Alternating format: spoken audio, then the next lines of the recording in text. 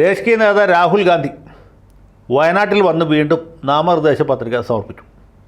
ആദ്യം ഒരു സംശയം ഉണ്ടായിരുന്നു, രാഹുൽജി വയനാട്ടിൽ തന്നെ വീണ്ടും മത്സരിക്കുമോ, അതോ തമിഴ്നാട്ടിലോ തെലങ്കാനയിലോ ഒരുപക്ഷെ കർണാടകത്തിലോ മത്സരിക്കാൻ സാധ്യതയുണ്ടോ എന്ന്.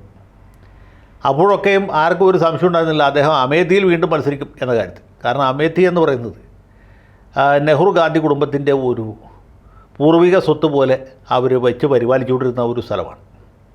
സഞ്ജയ് ഗാന്ധി ആദ്യം 1977 മത്സരിച്ച അമേഠിയിലാണ്. അന്ന് അദ്ദേഹം തോറ്റുപോയി. 80 അദ്ദേഹം വീണ്ടും മത്സരിച്ചു, അദ്ദേഹം വിജയിച്ചു. അദ്ദേഹത്തിൻ്റെ മരണശേഷം അദ്ദേഹത്തിൻ്റെ സഹോദരൻ രാജീവ് ഗാന്ധി അതേ മണ്ഡലത്തിൽ മത്സരിച്ചു, അദ്ദേഹം വിജയിച്ചു. അദ്ദേഹം വീണ്ടും മത്സരിച്ചു, വീണ്ടും വിജയിച്ചു. അദ്ദേഹം ബോംബ് പൊട്ടി മരിച്ച തെരഞ്ഞെടുപ്പിലും അദ്ദേഹം തന്നെയാണ് മത്സരിച്ച് അദ്ദേഹം വിജയിച്ചു. മരണാനന്തരം രണ്ടാമത് തെരഞ്ഞെടുപ്പ് നടത്തേണ്ടി വന്നു എന്ന് മാത്രം. അത് കഴിഞ്ഞിട്ട് കോൺഗ്രസ്സിന് ആ മണ്ഡലം ഒരു തവണ നഷ്ടപ്പെട്ടു എന്നുള്ളത് ശരിയാണ്. പിന്നീട് എല്ലായ്പ്പോഴും കോൺഗ്രസ് നിലനിർത്തിക്കൊണ്ടിരുന്ന ഒരു മണ്ഡലമാണ്. പിന്നെ രാഹുൽ ഗാന്ധി വന്നു, അദ്ദേഹം അമേഠി തിരഞ്ഞെടുത്തു, അദ്ദേഹം വിജയിച്ചു. കഴിഞ്ഞ തെരഞ്ഞെടുപ്പിൽ നിർഭാഗ്യവശാൽ ചെറിയ വ്യത്യാസത്തിലാണെങ്കിൽ പോലും അദ്ദേഹം സ്മൃതി ഇറാനിയോട് പരാജയപ്പെട്ടു. സ്മൃതി ഇറാനി അതിന് ശേഷം ഇടയ്ക്കിടയ്ക്ക് ഇദ്ദേഹത്തെ വെല്ലുവിളിക്കുന്നുണ്ട്. രാഹുൽ ഗാന്ധി തീർച്ചയായിട്ടും അമേഠിയിൽ വന്ന് എന്നോട് മത്സരിക്കണം, മത്സരിച്ച് ജയിച്ച് കഴിവ് തെളിയിക്കണം എന്നൊക്കെ. അമേഠിയിൽ രാഹുൽ ഗാന്ധി മത്സരിക്കുമോ എന്ന ചോദ്യമാണ് ഇപ്പോൾ ബാക്കിയുണ്ടായിരുന്നത്. അദ്ദേഹം വയനാട്ടിൽ മത്സരിക്കും എന്ന കാര്യം ഉറപ്പായി. വയനാട്ടിൽ വന്നു, നാമനിർദ്ദേശ പത്രിക കൊടുത്തു. ലീഗുകാരും പച്ചക്കൊടി കൊണ്ടുവന്നില്ല, കോൺഗ്രസ്സുകാർ അതുകൊണ്ട് ത്രിവർണ്ണ പതാകം കൊണ്ടുവന്നില്ല. അതിന് പകരം ത്രിവർണ്ണത്തിലുള്ള ബലൂണുകളാണ് അവിടെ കണ്ടത്. അതൊക്കെ നല്ല കാര്യം തന്നെയാണ്, അതിന് യാതൊരു ആക്ഷേപവും പറയാനില്ല. CPM-കാരിപ്പോൾ ലീഗിനെ പരിഹസിക്കുന്നുണ്ട്, ലീഗിൻ്റെ പച്ചക്കൊടി അവിടെ പോയി എന്നൊക്കെ ചോദിച്ചു.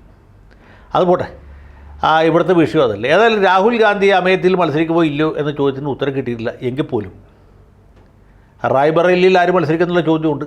പ്രിയങ്ക ഗാന്ധി നമ്മുടെ സോണിയാഗാന്ധി രാജ്യസഭയിലേക്ക് തിരഞ്ഞെടുക്കപ്പെട്ട വേക്കൻസിയിൽ അവിടെ പ്രിയങ്ക മത്സരിക്കും എന്നാണ് കേൾക്കുന്നത്. സ്ഥാനാർത്ഥി പട്ടിക വന്നില്ല. അങ്ങനെ ഇരിക്കവേ അമേഠിയിൽ മത്സരിക്കാൻ താൻ തയ്യാറാണ്.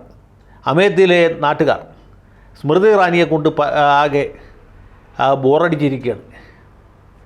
അവരുടെ പ്രവർത്തനം തീരെ ശരിയല്ല, മണ്ഡലത്തെ അവർ തീരെ പരിപാലിക്കുന്നില്ല. അവർ മിക്കവാറും ഡൽഹിയിൽ തന്നെയാണ് താമസം. അതുകൊണ്ട് അമേഠിയിൽ മത്സരിക്കാനും കോൺഗ്രസിൻ്റെ നഷ്ടപ്പെട്ട മണ്ഡലം തിരിച്ചു പിടിക്കാനും താൻ തയ്യാറാണ് എന്ന കാര്യം ആര് പറഞ്ഞു? പ്രിയങ്ക ഗാന്ധിയുടെ ഭർത്താവും തദ്വാര ഗാന്ധി കുടുംബാംഗവുമായി തീർന്ന റോബർട്ട് വാദ്ര ഗാന്ധി നമ്മളെല്ലാവരും അറിയിച്ചിട്ടുണ്ട്. AICC-ക്ക് തള്ളിക്കളയാൻ കഴിയില്ല എന്നാണ് ഞാൻ വിശ്വസിക്കുന്നത്. കോൺഗ്രസ് വർക്കിംഗ് കമ്മിറ്റി അദ്ദേഹത്തെ തന്നെ മത്സരിപ്പിക്കണം. കാരണം ഈ മൻമോഹൻ സിംഗ് പ്രധാനമന്ത്രിയായിരുന്ന കാലത്ത് ഏറ്റവും അധികം കൊയ്ത്തും ബലിയും നടത്തിയ, വിഭവ സമാഹരണം നടത്തി വളരെ സമ്പന്നനായി തീർന്ന ഒരാളാണ് ഈ വാദ്ര. അദ്ദേഹം ഉണ്ടാക്കിയ അത്ര ചീത്തപ്പേര് വേറെ ആരും ഉണ്ടാക്കിയിട്ടുണ്ട് എന്ന് എനിക്ക് തോന്നുന്നില്ല. പിന്നെ DMK-കാർ മാത്രമാണ് അദ്ദേഹത്തോട് മത്സരിച്ചത്. അദ്ദേഹത്തിൻ്റെ പേരിൽ എൻഫോഴ്സ്മെൻറ്റുകാരടക്കം നിരവധി കേസുകൾ എടുത്തിട്ടുണ്ട്. കേസുകളൊക്കെ പല സ്റ്റേജിൽ നിൽക്കുകയാണ്, അന്വേഷണത്തിൻ്റെ പല ഘട്ടത്തിൽ നിൽക്കും. അപ്പോൾ ഇനി ഇന്ത്യ രക്ഷിക്കാൻ, കോൺഗ്രസ് പാർട്ടിയെ അതിൻ്റെ മഹത്വത്തിലേക്ക് തിരിച്ചു കൊണ്ടുവരാൻ, ഈ രാജ്യത്ത് ജനാധിപത്യവും മതേതരത്വമൊക്കെ പുനഃസ്ഥാപിക്കാൻ രാഹുൽ ഗാന്ധിയുണ്ട്, പ്രിയങ്ക ഗാന്ധിയുണ്ട്, വയ്യാതെയായെങ്കിലും സോണിയാഗാന്ധിയുണ്ട്. പക്ഷേ ഇത്ര പേര് പോരാ, ഇദ്ദേഹം കൂടി ഉണ്ടെങ്കിലേ പൂർത്തീകരിക്കുള്ളൂ എന്നാണ് പറയുന്നത്. ഏതായാലും പുള്ളിയുടെ വരവിന് വേണ്ടി രാജ്യം ഇങ്ങനെ കണ്ണിൽ എണ്ണ ഒഴിച്ച് കാത്തിരിക്കുകയാണ്. പഴയ ഒരു നാടകത്തിൽ പറയുന്ന പോലെ,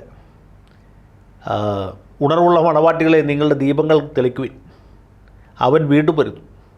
ആര്? റോബർട്ട് വാദ്ര. ഈ വാദ്ര വന്നിട്ട് വേണം രാജ്യത്തെ ഒന്ന് പുരോഗതിയിലേക്ക് നയിക്കാനായിട്ട്. ഈ വാദ്രയ്ക്ക് മാത്രമല്ല ഏത് വധൂരിക്കും ഇവിടെ വരാം എന്നുള്ളതിൽ ആർക്കും തർക്കമൊന്നും പറയാൻ പറ്റില്ല. കാരണം ജനാധിപത്യമാണ്. 25 വയസ്സ് പൂർത്തീകരിച്ച് ആർക്കും തെരഞ്ഞെടുപ്പിൽ മത്സരിക്കാം. കോൺഗ്രസ് പാർട്ടിയുടെ നേതാവിൻ്റെ അളിയനായതുകൊണ്ട് അദ്ദേഹത്തിന് പാർട്ടി ചിഹ്നവും കിട്ടും. അദ്ദേഹം മത്സരിച്ച ഒരുപക്ഷെ അമേഠിയിൽ ജയിക്കുകയും ചെയ്യും. പക്ഷേ ജയിച്ച് കഴിഞ്ഞിട്ട് പിന്നെ എന്തുണ്ടാവും എന്നുള്ള ചോദ്യമാണ് നമ്മുടെ മുമ്പിലുള്ളത്. ഏതായാലും വാദ്ര പെട്ടെന്ന് വരണം എന്നാണ് എൻ്റെ ആഗ്രഹം. അദ്ദേഹത്തിന് എല്ലാ ഭാവുകങ്ങളും ആശംസിക്കുന്നു. അദ്ദേഹത്തിൻ്റെ വരവ് കാണാനായിട്ട് ഈ നാട്ടിലെ കോടാനുകോടി ജനങ്ങളോടൊപ്പം ഞാൻ കാത്തിരിക്കുന്നു. ജയ് ഹിന്ദ്.